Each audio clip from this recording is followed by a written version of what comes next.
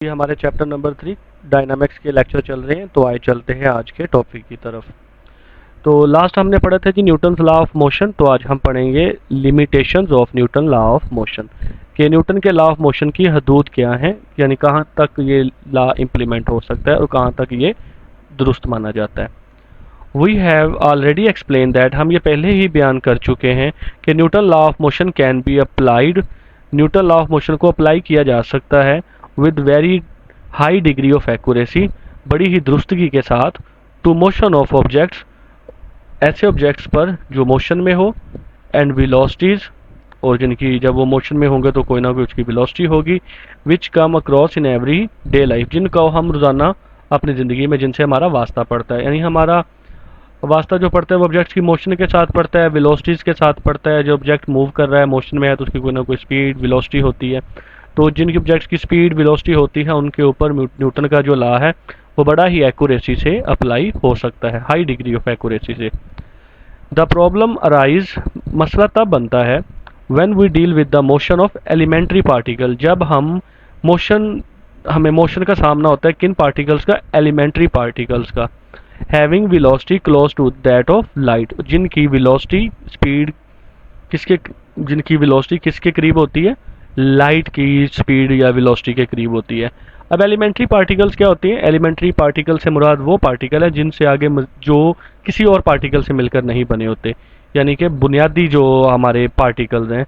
जैसा कि अगर हम एटम की बात करें तो एटम के अंदर आपको पार्टिकल मिलते हैं, इलेक्ट्रॉन, प्रोटॉन, न्यूट्रॉन। अब वो भी मजीद आगे डिवाइड हो चुके हैं, तो हम कह सकते हैं कि एलिमेंट्री पार्टिकल वो पार्टिकल है जो किसी और पार्टिकल से मिलकर ना बना हो।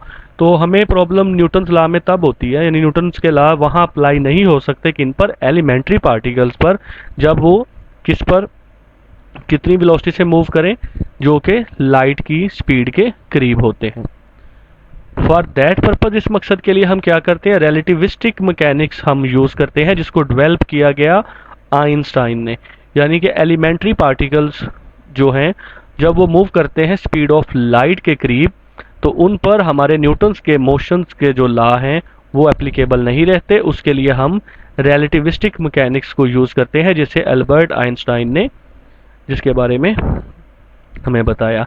रिलेटिविस्टिक मैकेनिक्स क्या होती है? Is the branch of physics, ये फिजिक्स की ही एक शाख है, that deal with the motion of object, जो ऐसे ऑब्जेक्ट्स की मोशन को डील करती है जिनकी स्पीड क्या होती है, comparable to speed of light, जिनका मुवाजना स्पीड ऑफ लाइट के साथ किया जा सकता हो। यानी कि रिलेटिविस्टिक मैकेनिक्स ऐसी फिजिक्स की ब्रांच है जिसमें हम ऐसी ऑब्जेक्ट्स की मोशन को स्टडी करते हैं जिनकी जो स्पीड है वो लाइट के स्पीड के करीब होती है। आफ्टर ऑल डिस्कशन, हम इन सारी डिस्कशन के बाद वी कैन से दैट, हम ये कह सकते हैं Newton's law of motions are not exact for all types of motion, कि न्यूटन के जो लॉ है वो हर तरह की मोशन पर अप्लाई नहीं होते, but provide a good approximation, लेकिन हमें ये एक अच्छा अंदाज़ा देते हैं। Unless an object is small enough, या तो ऑब्जेक्ट बहुत छोटा हो, या moving close to the speed of light, या ऑब्जेक्ट स्पीड ऑफ लाइट से मूव कर रहा हो। यानी कि अगर ये दो सूरतें हैं कि ऑब्जेक्ट बहुत छोटे हैं या स्पीड ऑफ लाइट से ऑब्जेक्ट मूव कर रहा है या उसके करीब मूव कर रहा है, तो उन पर न्यूटन्स के लॉ अप्लाई नहीं होते। तो वो बाकी जो ऑब्जेक्ट्स हमें अपनी डेली लाइफ में जिनके साथ हमें वास्ता पड़ता है वहाँ तक हमारे जो न्यूटन्स का लॉ है वो एप्लीकेबल होते हैं।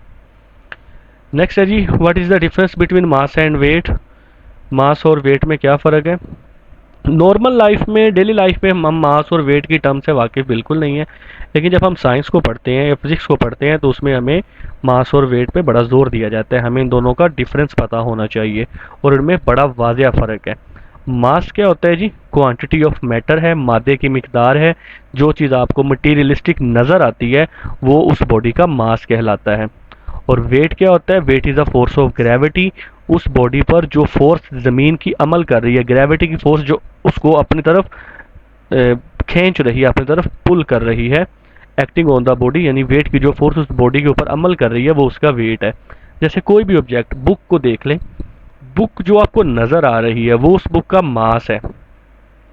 और जब आप बुक को उठाते हैं या किसी भी ऑब्जेक्ट को जब आप उठाते हैं तो आपको अपने हाथों पे जो एक वज़न महसूस होता है, वो फोर्स महसूस होती है जिससे वो बॉडी ज़मीन की तरफ जाना चाह रहा होता है, वो जब अपने हाथों पे दबाव महसूस करते हैं, वो दरअसल उस बॉडी का वेट होता है, और वो किस वजह से होता है?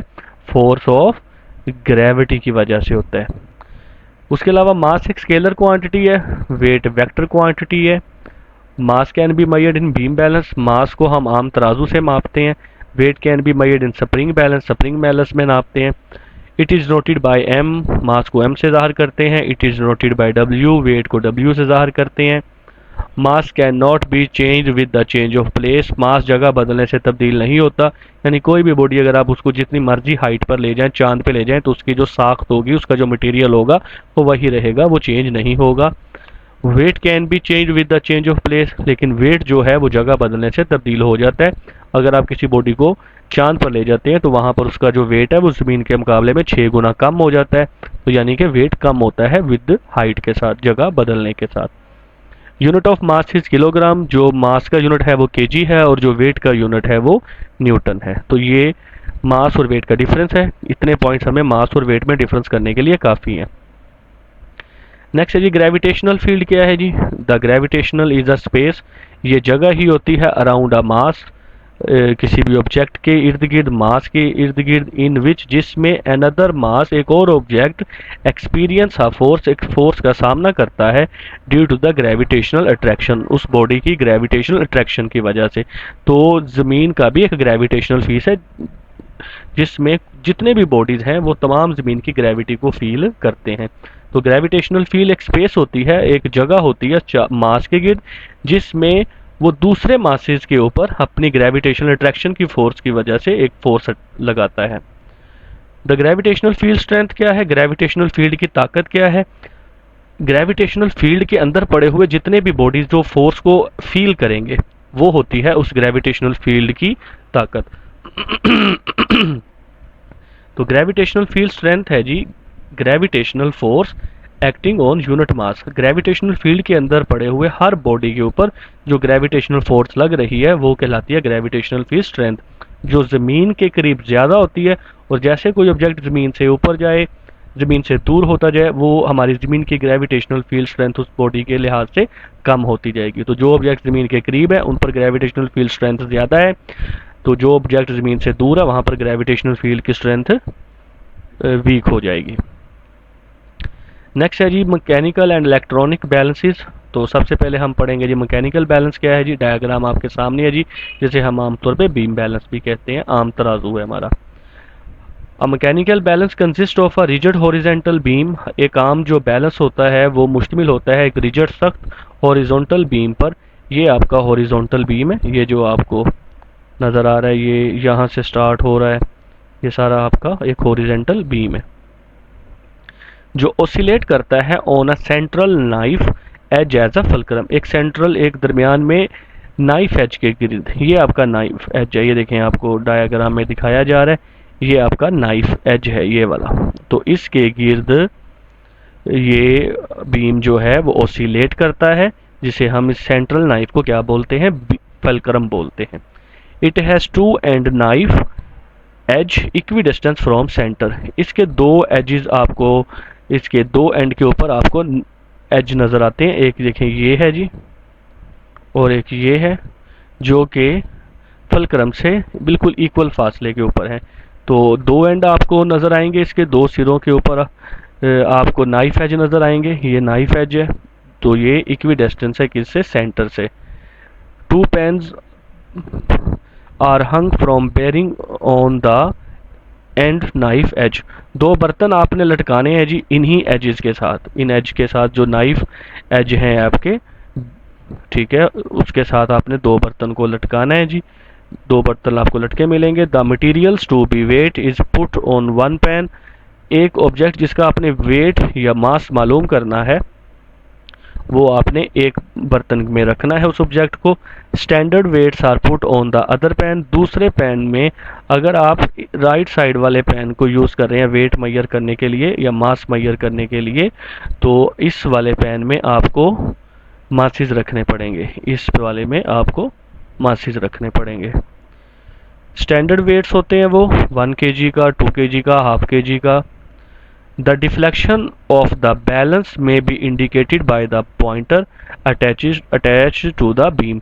बीम के साथ आपको ये एक देखें लंबी सी आपको एक कह लें पॉइंटर नज़र आ रहा है, जो आपका क्या करता है, डिफ्लेक्ट करता है, लेफ्ट राइट मूव करता है, तो डिफ्लेक्शन आपको नज़र आएगी।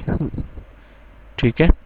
The weight on the pan are adjusted to bring the beam in equilibrium. ये जो आपका पॉइंटर है, बीम जो है, ये रेस्ट में लाने के लिए, आपको इक्विलिब्रियम में लाने के लिए, बैलेंस करने के लिए आपको राइट तरफ आपने जो भी ऑब्जेक्ट आप मेजर करना चाह रहे हैं उसके मुकाबले में आपको लेफ्ट साइड पे वेट्स को एडजस्ट करना पड़ेगा, ताकि आपका जो बीम है वो रेस्ट में आ सके, वो इक्विलिब्रियम में आ सके। जैसे ही आपका जो बीम, वो आपका बीम कह लें पॉइंटर है, वो आपका रेस्ट में आ जाएगा, ये वाला इक्विलिब्रियम में आ जाएगा, तो लेफ्ट और राइट मास और उसके मुकाबले में जो स्टैंडर्ड आपने वेट्स रखे हैं वो आपस में क्या हो जाएंगे, इक्वल हो जाएंगे। नेक्स्ट है जी आपके पास मैकेनिकल प्लेटफॉर्म बैलेंस। ये आपने प्लेटफॉर्म बैलेंस आम लाइफ में देखा होगा, ये आपको मुख्तलिफ शॉप्स पे नज़र आता है। हैवी चीज़ों को मेजर करने के, उसका वेट मास या वेट मेजर करने के लिए। There is another type of mechanical balance, ये एक और टाइप है मैकेनिकल बैलेंस की, which are use to weight heavy items, जो कि हैवी आइटम का वेट करता है, जैसा कि फ्लोर बैग्स, आटे के थैला हो गया, सीमेंट बैग हो गया, या स्टील बार होगी, या सरिया हो गया। सरिये आप शॉप्स पे जाते हैं तो स्टील बार्स जो होती हैं, सरिये के लंबे लंबे जो बार्स होती हैं, वो भी इसके ऊपर मेजर की जाती हैं। Standard weights are not required to use this balance, इसमें आप को कोई स्टैंडर्ड वेट्स यूज नहीं करना पड़ता। Its reason is that the fulcrum of the beam of such a balance is kept very near to its one end. इसकी वजह ये होती है कि ये जो आपका फल्क्रम है ये आपका एक एज के बहुत ही करीब होता है। देयर फार इसलिए much smaller weights have to be put at the other end of the beam to bring it to the equilibrium. इसलिए यहाँ पर आपको बहुत ही छोटे मासेस को रखना पड़ता है, छोटे वेट को रखना पड़ता है, ताकि आपका ये जो बीम है ये बैलेंस हो सके। These smaller weights have already been calibrated to the standard weights। ये जो छोटे मासेस या छोटे वेट्स होते हैं, इनको आप पहले ही आप इनकी मेजरमेंट कर चुके होते हैं, स्टैंडर्ड वेट्स के साथ पहले ही इनकी कैलिब्रेशन की जा चुकी होती है, पैमाना बंदी इनकी पहले ही की जा चुकी होती है। तो नेक्स्ट है जी आपके पास electronic balance.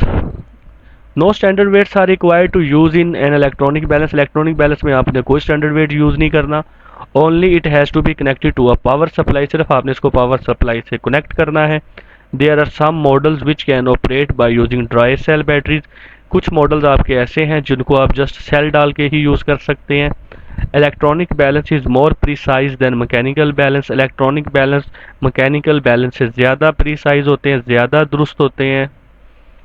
When an object is placed on it, जब एक ऑब्जेक्ट इसके ऊपर रख दिया जाता है, its mass is displayed on its screen, इसकी स्क्रीन के ऊपर उसका मास आपका इसकी स्क्रीन के ऊपर आ जाता है जी।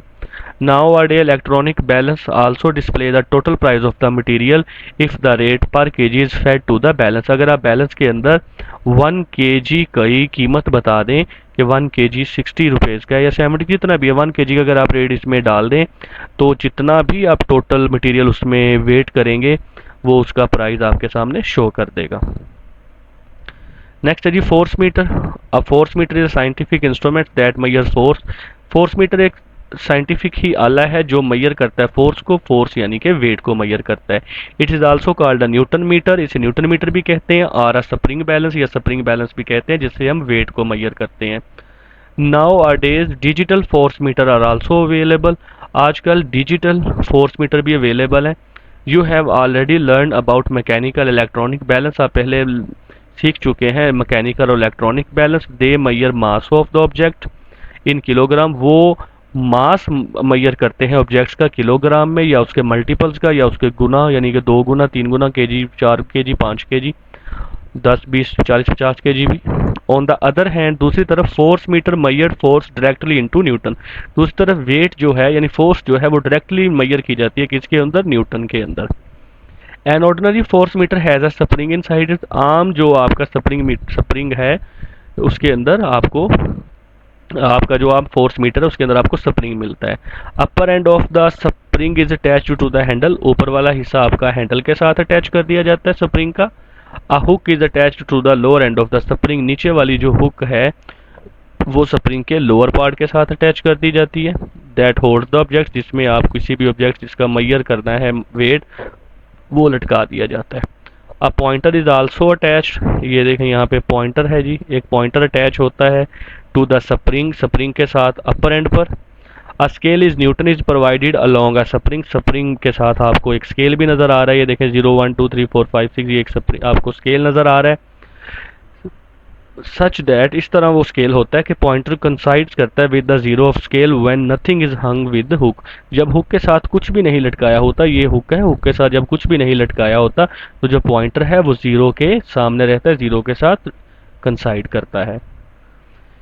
The object to be weight is hung with the hook, जिस ऑब्जेक्ट का वेट फाइंड करना हो उसे हुक के साथ लटकाया जाता है। The mass of the object causes the spring to compress, जब आप ऑब्जेक्ट को लटकाएंगे तो वो आपके स्प्रिंग को क्या कर देगा, कंप्रेस कर देगा, दबा देगा।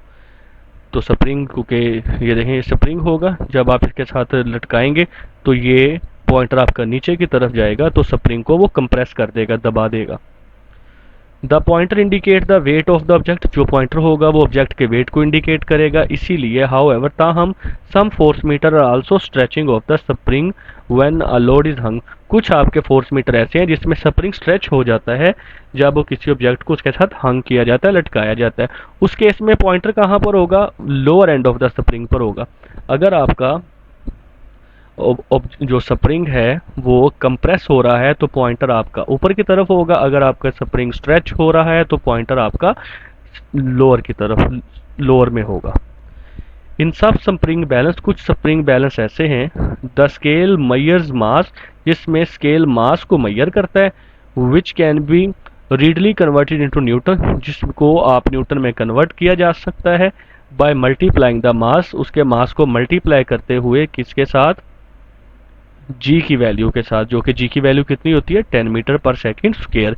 यानी कि स्प्रिंग बैलेंस कुछ ऐसे हैं जिसपे मास का ही स्केल बना होता है, तो जितनी भी मास की वैल्यू आएगी आप उस मास की वैल्यू को 10 के साथ मल्टीप्लाई करके उसका वेट निकाल सकते हैं। यानी कि अगर किसी बॉडी का मास 50 केजी है तो आप 50 केजी को 10 से मल्टीप्लाई करके उस बॉडी का वेट निकाल सकते हैं, जो कि 500 न्यूटन होगा। अगर किसी बॉडी का मास 30 केजी है तो उसको आप 10 से मल्टीप्लाई करके उसका वेट निकाल सकते हैं, जो कि 300 न्यूटन होगा। और वेट का फार्मूला होता है W is equal to mg। क्या फार्मूला होता है, W इज इक्वल mg। तो ये आपका वेट फाइंड करने का फार्मूला, जब आपके पास क्या हो, मास हो। तो जी की वैल्यू आप जानते हैं 10 मीटर पर सेकंड स्क्वायर होती है। डिजिटल फोर्स मीटर क्या है जी, ये आपके सामने डिजिटल फोर्स मीटर है। इसमें क्या होता है जी, जो मेजर करता है directly the weight of the object in newton, जो डिजिटल फोर्स मीटर है ये आपका डायरेक्ट ही ऑब्जेक्ट के वेट को बता देगा, किसके अंदर, न्यूटन के अंदर। यानी कि इसमें आपको मास फाइंड करके 10 से मल्टीप्लाई करके वेट नहीं निकालना पड़ता, बल्कि डायरेक्ट ही वेट आपका फाइंड हो जाता है। तो ये थे जी आज के हमारे बैलेंसेस। उम्मीद है जी आपको हमारी बातें समझ आई होंगी। आपका कोई भी क्वेश्चन हो आप पूछ सकते हैं जी। अल्लाह।